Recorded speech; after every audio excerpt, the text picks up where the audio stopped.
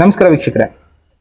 ಆಗಿನ ಕಾಲದಲ್ಲಿ ಪ್ರಪಂಚ ಪೂರ್ತಿ ನಾನ್ ಆಳ್ಬೇಕು, ಈಗಿರ್ಬೇಕು, ಆಗಿರ್ಬೇಕು ಅಂತ ಎಷ್ಟೋ ಜನ ಪ್ರಯತ್ನ ಮಾಡಿದ್ರು. ರಾಜ ಮಹಾರಾಜರೆಲ್ಲ ಚಕ್ರಾಧಿಪತಿ ಆಗ್ಬೇಕು ಅಂತ ಪ್ರಯತ್ನಗಳು ಮಾಡಿ ಎಷ್ಟೋ ಜನ ಎಷ್ಟೋ ಪ್ರಪಂಚದ ಮೇನ್ ಭಾಗಗಳನ್ನ ಆಳಿದ್ರು, ಕೊನೆಗೆ ಅಂತ್ಯ ಆದ್ರು.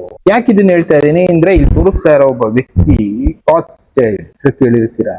ಈ ವ್ಯಕ್ತಿ ಕೂಡ ಪ್ರಪಂಚನ ತನ್ನ ಮುಷ್ಟಿಯಲ್ಲಿ ಇಟ್ಕೋಬೇಕು, ಬೇಡ ಅವರು ಸತ್ತೋದ್ರು ಬಿಡಿ, ಅದಾದ ಮೇಲೆ ಅವ್ರ ಫ್ಯಾಮಿಲಿ ಮೆಂಬರ್ಸ್ ಕೂಡ ಈಗ ಆ ಪ್ರಯತ್ನದಲ್ಲೇ ಇದ್ದಾರೆ. ಪ್ರಪಂಚದಲ್ಲಿರುವಂತ ಎಲ್ಲಾ ಬ್ಯಾಂಕ್ಗಳು ಅವರ ಕಂಟ್ರೋಲ್ ಅಲ್ಲಿ ಇರಬೇಕು ಅನ್ನೋ ಒಂದು ಪ್ರಯತ್ನ ಶುರು ಮಾಡಿದ್ರು. ಕೆಲವಷ್ಟು ಕಂಟ್ರಿಗಳು ಅವರ ಕಂಟ್ರೋಲ್ಗೆ ಬರೋದಕ್ಕೆ ಒಪ್ಲಿಲ್ಲ. ಆಗೇನ್ ಮಾಡಿದ್ರು, ಆ ದೇಶಗಳ ಮೇಲೆ ಬೇರೆ ಬೇರೆ ರೀತಿ ಯುದ್ಧಗಳನ್ನ ಮಾಡಿದ್ರು. ಇಲ್ಲ ಬೇರೆ ದೇಶಗಳು ಆ ದೇಶಗಳ ಮೇಲೆ ಯುದ್ಧ ಮಾಡೋದಕ್ಕೆ ಫಂಡಿಂಗ್ ಮಾಡೋರು, ಯುದ್ಧ ಮಾಡೋರು. ಕೊನೆಗೆ ಆ ದೇಶಗಳಲ್ಲಿ ಅವರ ಆಡಳಿತ ಇರುವಂತ ಬ್ಯಾಂಕ್ಗಳನ್ನ ಹಾಕ್ತಾ ಹೋದ್ರು, ಸಾಲ ಕೊಡೋ ರೂಪದಲ್ಲಿ, ಇಲ್ಲ ಫೈನಾನ್ಷಿಯಲ್ ಇಂಪ್ರೂವ್ಮೆಂಟ್ ಮಾಡೋ ರೂಪದಲ್ಲಿ. ಒಟ್ಟಿನಲ್ಲಿ ಪ್ರಪಂಚದಲ್ಲಿರುವಂತ ಎಲ್ಲಾ ದೇಶಗಳನ್ನ ಇವರ ಕಂಟ್ರೋಲ್ ಅಲ್ಲಿ ಇಟ್ಕೊಳ್ಳೋ ಪ್ರಯತ್ನ ಮಾಡಿದಂತ ಒಬ್ಬ ವ್ಯಕ್ತಿ ರಾತ್ಸ್ಚೈಲ್ಡ್. ಈ ವ್ಯಕ್ತಿ ಇಲ್ಲ ಅಂದ್ರೆ ಏನಾಯ್ತು, ಆ ಫ್ಯಾಮಿಲಿ ಮೆಂಬರ್ಸ್ ಅದನ್ನೇ ಕಂಟಿನ್ಯೂ ಮಾಡ್ತಾರೆ. ಆ ಫ್ಯಾಮಿಲಿಯವರ ಗುರಿ ಏನು, ಪ್ರಪಂಚ ಪೂರ್ತಿ ಇವರ ಬ್ಯಾಂಕ್ಗಳು ಇರಬೇಕು. ಅಂದ್ರೆ ಪ್ರಪಂಚದಲ್ಲಿ ಏನ್ ಟ್ರಾನ್ಸಾಕ್ಷನ್ ಆಗ್ತದೆ, ಯಾವ ದೇಶದಲ್ಲಿ ಏನ್ ಟ್ರಾನ್ಸಾಕ್ಷನ್ ಆಗ್ತದೆ, ಎಷ್ಟು ದುಡ್ಡಿದೆ, ಏನು ಕತೆ, ಎಲ್ಲಾ ಡೀಟೇಲ್ಸ್ ಇವ್ರ ಹತ್ರ ಇರಬೇಕು. ಯಾರ ಅಕೌಂಟ್ ನ ಬೇಕಾದ್ರು, ಯಾರು ಬೇಕಾದ್ರು, ಯಾವಾಗ ಬೇಕಾದ್ರು ಇವರು ಬ್ಲಾಕ್ ಮಾಡಿಸ್ಬೋದು. ಅಷ್ಟು ಕೆಪಾಸಿಟಿ ಇರುವಂತ ಫೈನಾನ್ಷಿಯಲ್ ಇನ್ವೆಸ್ಟರ್ ಅಂತ ಕರೆದ್ರು. ಒಂದು ಎಕ್ಸಾಂಪಲ್ ಹೇಳ್ಬೇಕು ಅಂದ್ರೆ, ನಮ್ಮ ದೇಶದಲ್ಲೂ ಇವರ ಬ್ಯಾಂಕ್ಗಳು ಇನ್ಕ್ಲೂಡ್ ಆಗಿದೆ. ಸೆಂಟ್ರಲ್ ಬ್ಯಾಂಕಿಂಗ್ ಅಂತ ಒಂದು ಸಿಸ್ಟಮ್ ತರ್ತಾ ಇದ್ದಾರೆ ಅಂತ ನಾನು ಎಷ್ಟೋ ವಿಡಿಯೋಗಳಲ್ಲಿ ಹೇಳಿರ್ತೀನಿ. ನಮ್ಮ ದೇಶದಲ್ಲಿರುವಂತ ಮೇನ್ ಬ್ಯಾಂಕ್ಗಳು ಕೂಡ ಇವರ ಕಂಟ್ರೋಲ್ ಅಲ್ಲಿ, ಅಂದ್ರೆ ಇವರು ಮಾಡ್ಕೊಂಡಿರುವಂತ ಒಂದು ಬಾಂಡಿಂಗ್ ಅಲ್ಲಿ ಅಗ್ರಿಮೆಂಟ್ ಮಾಡ್ಕೊಂಡು ಏನೋ ಒಂದು ಕೆಲವಷ್ಟು ಫಾಲೋ ಮಾಡ್ತಾ ಇರ್ತಾರೆ. ಅದರಲ್ಲಿ ಕೆಲವಷ್ಟು ಕಂಟ್ರಿಗಳು ಇವರ ಕಂಟ್ರೋಲ್ ಬರಲಿಲ್ಲ. ಆ ಕಂಟ್ರಿಗಳ ಮೇಲೆ ಈಗಲೂ ಯುದ್ಧ ನಡೀತಾ ಇದೆ. ಎಕ್ಸಾಂಪಲ್ ಇಲ್ಲಿ ನೋಡೋದಾದ್ರೆ, ರಾತ್ಸ್ಚೈಲ್ಡ್ ಫ್ಯಾಮಿಲಿ, ಆ ಫ್ಯಾಮಿಲಿ ಏನಿದೆ, ಆ ಫ್ಯಾಮಿಲಿ ಅವರು ಈ ಬ್ಯಾಂಕ್ಗಳನ್ನ ಅವರ ಕಂಟ್ರೋಲ್ ಇಟ್ಕೊಳಕ್ ಆಗ್ಲಿಲ್ಲ. ಈ ದೇಶಗಳಲ್ಲಿ ಯಾವ ದೇಶ, Iran, Cuba, Syria, Sudan, north Korea, Venezuela, Afghanistan, Libya, Iraq ಬಿಡಿ ಅಷ್ಟೊಂದೇನು ಸ್ಟ್ರಾಂಗ್ ಆಗಿಲ್ಲ, ಇಟ್ಕೊಳ್ಳೋಣ ಅಂತ ಸುಮ್ಮನಾಗಿ ಇಟ್ಕೊಂಡ್ಬಿಟ್ರು. ಇರಾನ್ ಮೇಲೆ ಈಗ ಯುದ್ಧ ನಡೀತಾ ಇದೆ. ಯಾಕೆ, ಆ ದೇಶದಲ್ಲಿ ಇವರ ಬ್ಯಾಂಕಿಂಗ್ ಸಿಸ್ಟಮ್ ನ ಇನ್ಕ್ಲೂಡ್ ಮಾಡಬೇಕು. ಆ ದೇಶ ಬಡ ದೇಶ ಆದಾಗ ದುಡ್ಡು ಬೇಕಾಗುತ್ತೆ, ಆಗ ಯಾವ್ದೋ ಒಂದು ಮೂಲಕ ದುಡ್ಡನ್ನ ಸಾಲ ತಗೊಳ್ತಾರೆ. ಆಗ ಈ ಬ್ಯಾಂಕ್ನವರು ಅಲ್ಲಿ ಕುತ್ಕೊಳ್ತಾರೆ, ನಮ್ಮ ಬ್ಯಾಂಕ್ಗೂ ಈ ದೇಶದಲ್ಲಿ ಅಥಾರಿಟಿ ಇದೆ, ಯಾಕೆಂದ್ರೆ ದೇಶಕ್ಕೆ ಸಾಲ ಕೊಟ್ಟಿದ್ದೀವಿ, ದೇಶದಲ್ಲಿ ನಮ್ಮ ಬ್ಯಾಂಕ್ ದುಡ್ಡು ರೊಟೇಷನ್ ಆಗ್ತಾ ಇದೆ ಅಂತ ಕುತ್ಕೊಳ್ತಾರೆ. ಅವರ ಕಂಟ್ರೋಲ್ಗೆ ತಗೊಳ್ತಾ ಹೋಗ್ತಾರೆ. ಅಲ್ಲಿರೋ ಜನಕ್ಕೆ ಸಾಲ ಕೊಡ್ತಾರೆ, ಮನೆ ಕಟ್ಟೋಕೆ, ಕಾರ್ ತಗೊಳ್ಳೋಕೆ, ಇನ್ನೊಂದಕ್ಕೆ ಸಾಲ ಕೊಡ್ತಾರೆ. ಅವ್ರ ಹತ್ರ ಕೊನೆಗೆ ಬಡ್ಡಿ ರೂಪದಲ್ಲಿ ಏನೇನೋ ವಸೂಲಿ ಮಾಡ್ಕೊಂಡು ಅವ್ರು ಶ್ರೀಮಂತರಾಗ್ತಾ ಇರ್ತಾರೆ. ಆದ್ರೆ ದೇಶಗಳು ಇವ್ರ ಕಂಟ್ರೋಲ್ ಬಂದ್ಬಿಡುತ್ತೆ.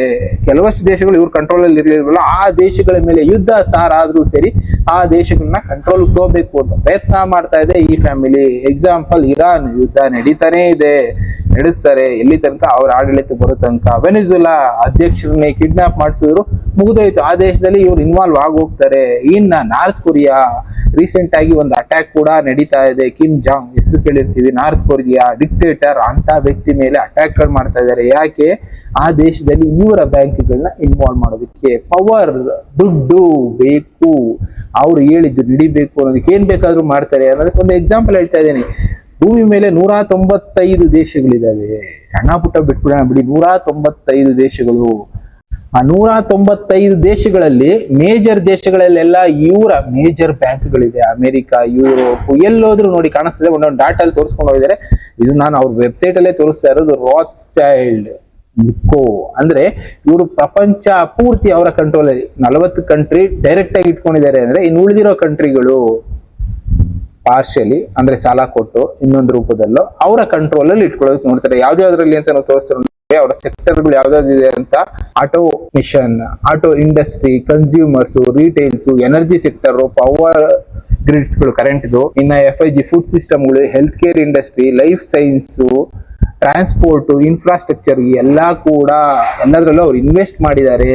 ಈ ರಾತ್ಸ್ಚೈಲ್ಡ್ ಫ್ಯಾಮಿಲಿ ಎಲ್ಲಾ ದೇಶದಲ್ಲೂ ಅವರ ಕಂಟ್ರೋಲ್ ಅನ್ನ ಇಟ್ಟಿದ್ದಾರೆ. ಎಕ್ಸಾಂಪಲ್, ಯಾವ ದೇಶ ಅಂತ ನೋಡೋದಾದ್ರೂ ನಿಮ್ಗೆ ಡೀಟೇಲ್ಸ್ ಸಿಗುತ್ತೆ, ತೋರಿಸಿ ನೋಡಿ.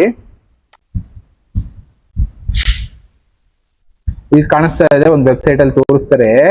ಆಫ್ಘಾನಿಸ್ತಾನ್, ಬ್ಯಾಂಕ್ ಆಫ್ ಆಫ್ಘಾನಿಸ್ತಾನ್ ಇಂದ ಶುರು ಮಾಡಿ ಆಸ್ಟ್ರೇಲಿಯಾ ಎಲ್ಲ ಹುಡ್ಕೊಂಡು ಹೋಗಿ ಆಸ್ಟ್ರೇಲಿಯನ್ ನ್ಯಾಷನಲ್ ಬ್ಯಾಂಕ್, ಅಂದ್ರೆ ದೊಡ್ಡ ದೊಡ್ಡ ಬ್ಯಾಂಕ್ಗಳು ಯಾವ್ದಿರುತ್ತೆ ಎಲ್ಲ ಇವರ ಒಂದು ಲಿಂಕ್ ಅಲ್ಲಿ ಇರುತ್ತೆ.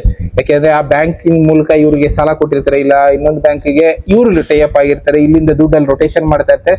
ಒಟ್ನಲ್ಲಿ ರಾತ್ಸ್ಚೈಲ್ಡ್ ಫ್ಯಾಮಿಲಿ ಇದು ಫೈನಾನ್ಷಿಯಲ್ ಸಿಸ್ಟಮ್ ಏನಿದೆ ಅದರಲ್ಲಿ ನಾವು ಕೂಡ ಒಬ್ರು ಪಾರ್ಟ್ ಆಗಿದ್ದೀವಿ. ಅವರ ಕಂಟ್ರೋಲ್ ಅಲ್ಲಿ ನಾವು ಕೂಡ ಬದುಕ್ತಾ ಇದ್ದೀವಿ.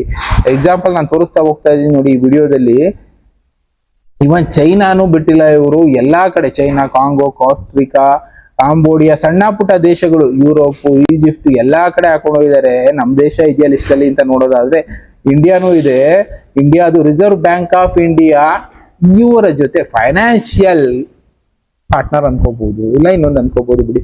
ಯಾಕೆಂದ್ರೆ ಲಿಸ್ಟ್ ಅಲ್ಲಿ ಅವರ ಲಿಸ್ಟ್ ಅಲ್ಲಿ ಇದು ಇದೆ.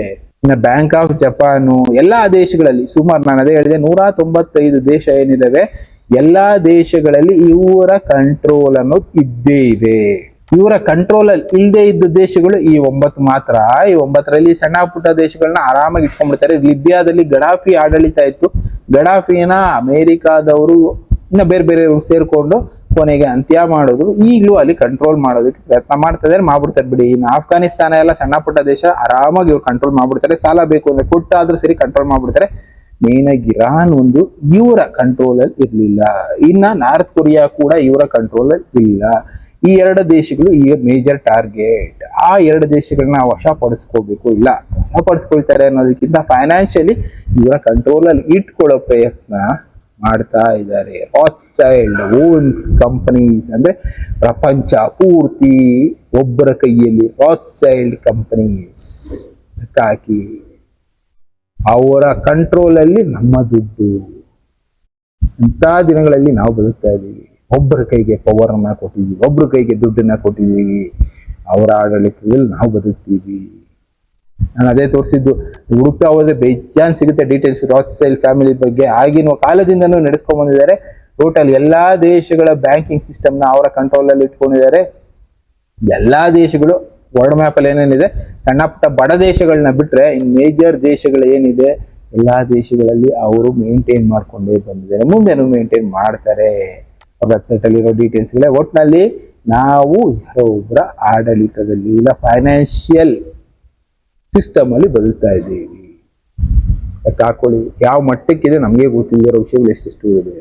ಯಾವ ವಿಷಯಗಳು ಎಷ್ಟೋ ಇದೀವಿ, ನಾವು ಯಾರೋ ಕೆಳಗೆ ಬದುಕ್ತಾ ಇರ್ತೀವಿ, ನಮಗೆ ಗೊತ್ತಿರೋದಿಲ್ಲ ಅಂತ ತಿಳ್ಕೊಳ್ತಾ ಹೋಗೋಣ.